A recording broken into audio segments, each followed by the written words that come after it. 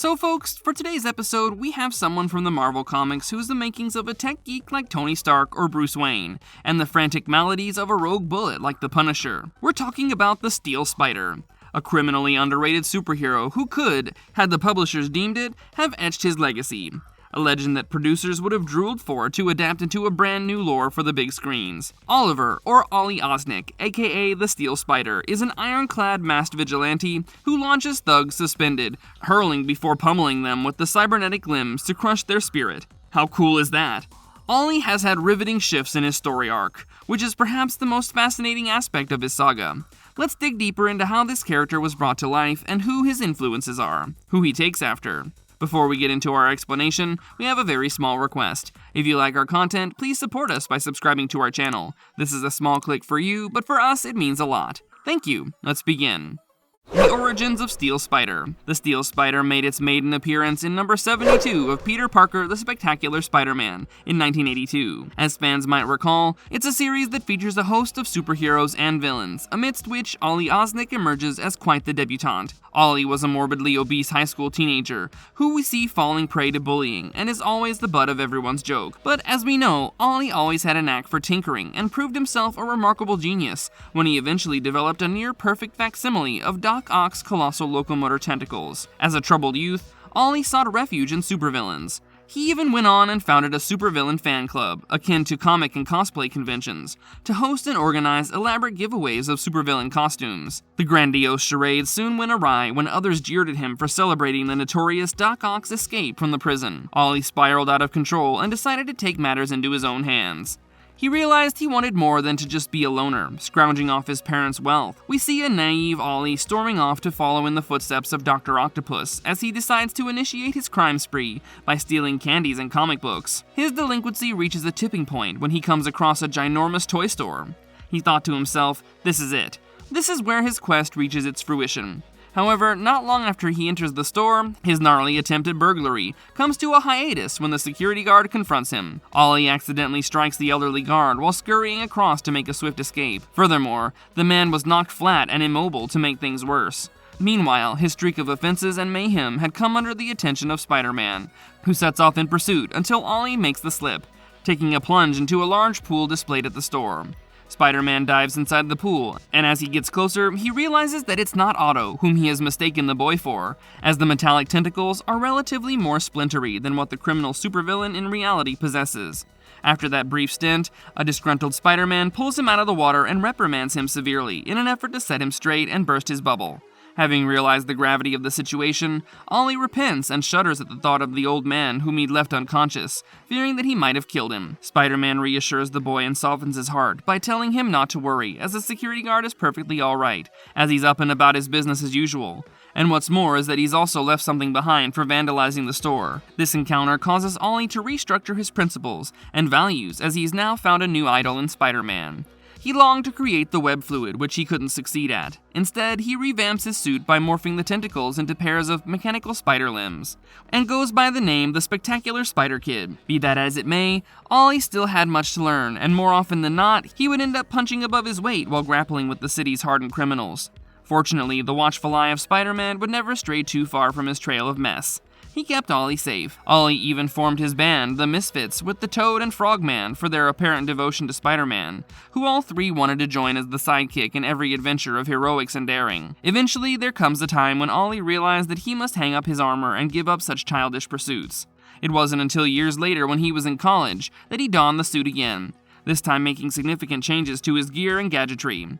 We see a completely different Ollie, who has grown to be an athletic, sensible young man, who, for a noble cause, dons his suit to track down and pulverize the perpetrators, who had attacked and severely injured his girlfriend in his new armor, as the Steel Spider, to exact vengeance. Marvelous story arc of Steel Spider. The Steel Spider is a ferocious new alias, who, motivated by revenge and anger, fashions himself as a berserker, who often takes it a little too far while incapacitating his enemies. Nonetheless, we're also exposed to a highly humane side of Ollie, who, at the end of it all, is just as peevish and angsty as any of us would have been given the predicaments he was under. After his arrival as the Steel Spider, from engaging in a brawl with the gang at his college over Jane, his girlfriend, who ended up in a hospital from a stray bullet that virtually paralyzed her, Spider, Ollie proactively suited up to ward off crime and prove his mettle in some of the most bizarre and trying threats New York has ever faced. During the Onslaught incident, he reportedly joined forces with the New Warriors and Dark Hawk. Besides these, he once squared off with Master of Vengeance, who, as it happens, mistook Ollie for a clone of Spider-Man and pounced on him. Osnick, with the help of Jane, saved the civilians from the descending Ferris wheel and cloaked him by binding him to steel netting. Ollie was not nearly as active as other vigilantes. However, that changed when years later he moved to Phoenix, Arizona, where he succumbed to a life of despair brimming with chaos. We see him battling against the tide of his raging insanity, which is exacerbated when a girl named Sandra, who he was with, breaks things off and leaves him when his alter ego comes to light. We see Ollie taking to the streets, bashing violent mobsters and gang members to a pulp as he basks in the city as the Steel Spider. We don't know what led him to move away from his town or what became of Jane.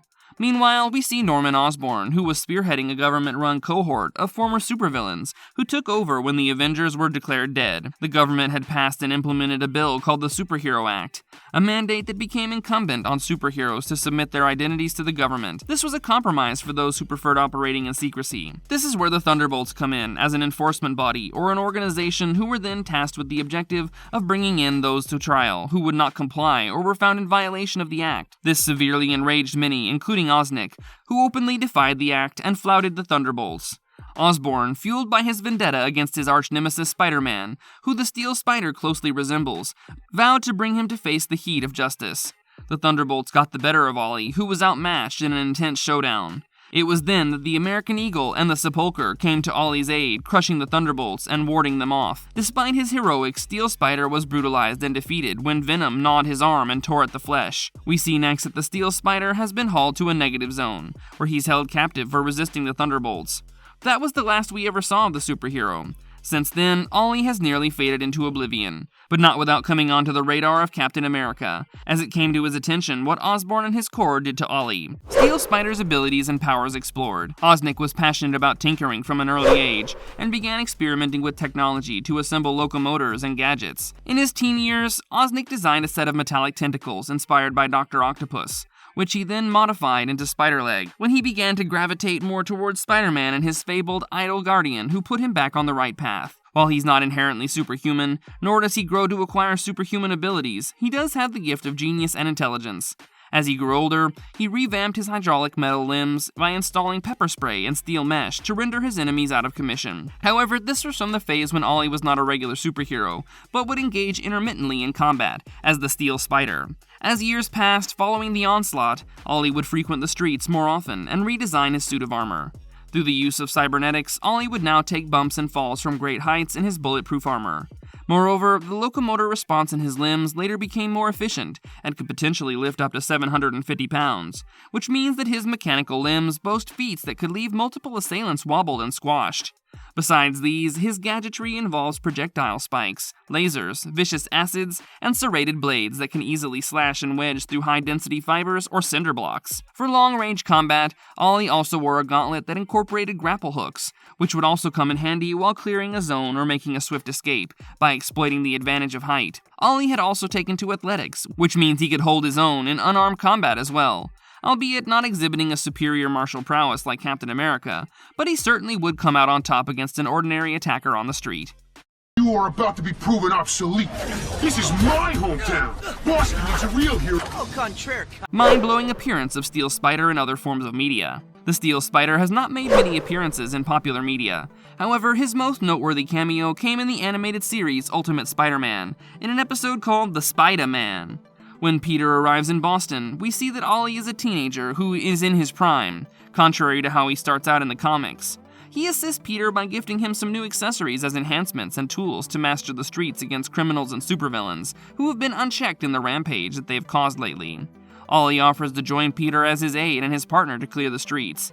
However, Peter rejects the proposal as he's more comfortable operating alone, giving him a little edge over others. This sends Ollie into a fit of rage, who then, livid with angst, decides to take sides against Peter by joining an infamous trio of villains hailing from Boston. Fuming with revenge, he vows to destroy the Spider-Man for undermining his goodwill and talent.